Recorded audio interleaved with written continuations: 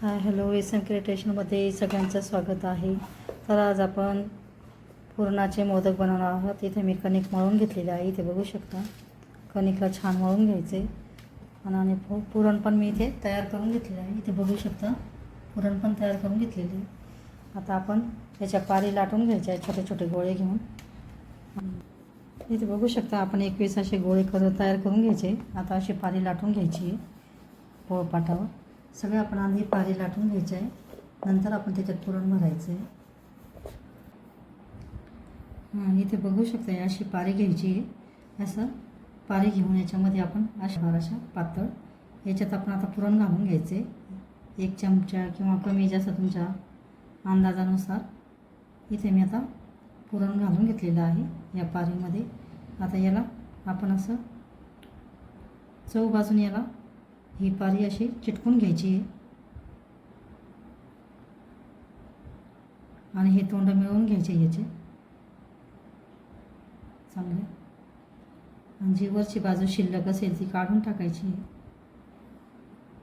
ह्या अशा पद्धतीने हा आपला मोदक असा छान तयार होतो. इथे बघू शकता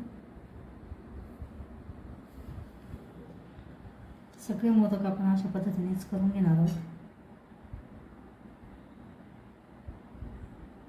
इथे बघू शकता या पुरीमध्ये आपण असं पुरण टाकून घ्यायचं आहे आणि हे चारही तोंड असे मिळून घ्यायचे. पूर्ण असे मिळून घेतले की ह्या अशी वरची कडा अशा सगळ्या अशा दाबून घ्यायच्या आहेत.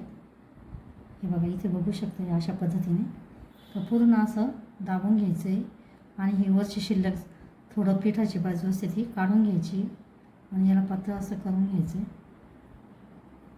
असा छान आपला असा मोदक तयार होतो. इथे बघू शकता असे सगळे मोदक आपण तयार करून घेणार आहोत. तर अशा पद्धतीने मोदक तयार करून घ्यायचे. तयार केलेले आहेत सगळे मोदक आपण असे तयार करून घेतलेले आहेत. आता हे आपण तळून घ्यायचे.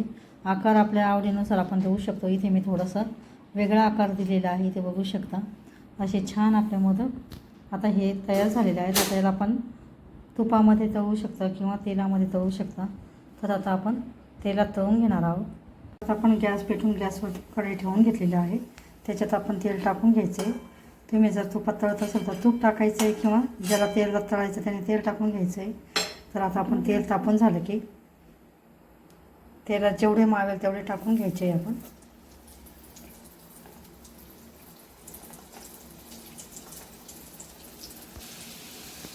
तेलात आपण जेवढे मावेल तेवढे टाकून घ्यायचे. इथे मी 4-5 टाकून घेतलेले आहे. आता थोडं 5 मिनटं राहू द्यायचे आपण त्याला. नंतर असं खालीवर करून घ्यायचे.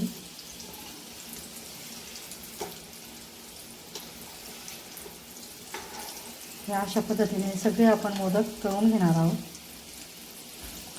ही रेसिपी आहे. या स्टेजला आपण आता काढून घ्यायचे. मोदक आपले तयार झालेले आहे तळून. आता हे काढून अशा पद्धतीने आपण सगळे मोदक तळून घेतलेले आहेत. इथे बघू शकता असे आपले छान मोदक तयार झालेले आहेत. आता आपण ही रेसिपी आवडल्यास लाईक करा, शेअर करा, चॅनलला सबस्क्राईब करा. व्हिडिओ बघितल्याबद्दल धन्यवाद. मस्त खा आणि स्वस्थ राहा. पुन्हा भेटूया अशाच नवीन व्हिडिओसोबत.